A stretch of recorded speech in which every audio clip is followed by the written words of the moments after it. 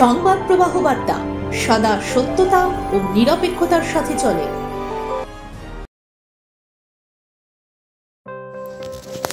কথায় বলে মাছে ভাতে বাঙালি, আর সেই মাছে কিনা ভেজাল।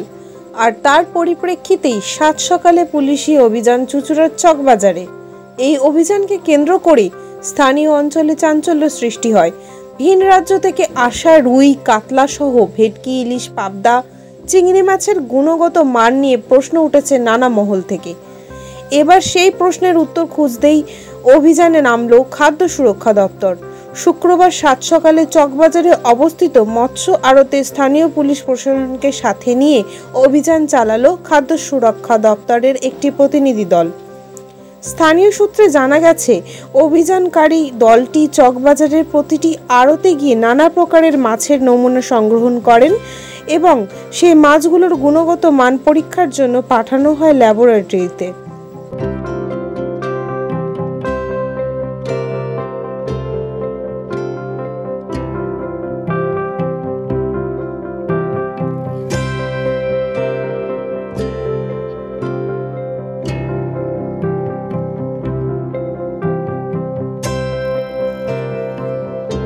সমেত কিছু লোক এসেছিল, এসে তারা মাছ নিয়ে গেল।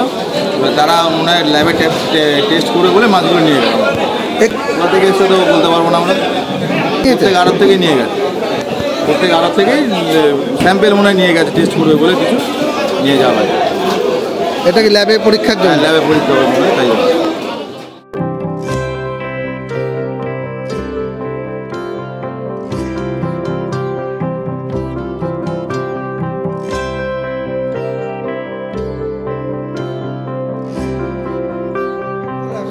এখন ওরা মাছ কিনে নিয়ে গেল, পুলিশ সমেত এসে, জানি না কেন কিসের জন্য কী কিনলো।